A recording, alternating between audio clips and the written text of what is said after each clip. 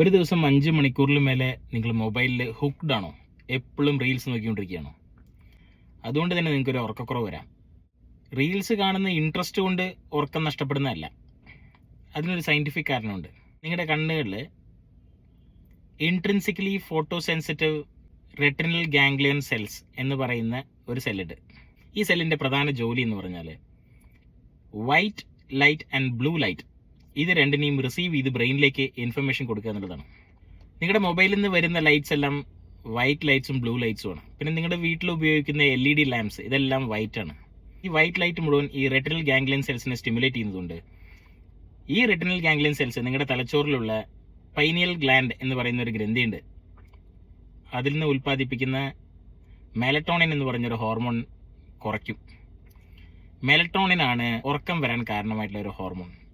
അയ്യോ, മൊബൈൽ കാണാതിരിക്കുന്നൊന്നും നടക്കുന്ന കാര്യമല്ല ഡോക്ടറെ, വേറെ വഴികളുണ്ട്. നിങ്ങളുടെ സ്ക്രീൻ സെറ്റിങ്സ് എടുക്കുക. ഐഫോൺ ആണെങ്കിൽ നൈറ്റ് മോഡ് എന്നൊരു ഓപ്ഷൻ ഉണ്ടാവും. ആൻഡ്രോയിഡ് ഫോണിൽ ബ്ലൂ ലൈറ്റിനെ കുറയ്ക്കാനൊരു ഓപ്ഷൻ ഉണ്ടാവും. ഇത് നിങ്ങളുടെ ലാപ്ടോപ്പിലും ചെയ്യാൻ പറ്റും. മൊബൈൽ ലാപ്ടോപ്പല്ല, ഞാൻ ഫുൾ ടൈം TV കാണുന്ന ഒരാൾ. അങ്ങനെ TV കാണുന്ന ഒരാളാണെങ്കിൽ ഇങ്ങനെ TV കാണാം. കുറച്ചൊരു ഇരുട്ട് കാണുന്നേ ഉള്ളൂ, നിങ്ങളുടെ കണ്ണുകളെ സംരക്ഷിക്കും. അതുമാത്രമല്ല, നിങ്ങളുടെ ബ്രെയിനിൽ ഉൽപ്പാദിപ്പിക്കുന്ന മെലറ്റോണിൻ ഹോർമോണിൻ്റെ കുറവ് നമുക്കതിനെ കോമ്പൻസേറ്റ് ചെയ്യാൻ പറ്റും.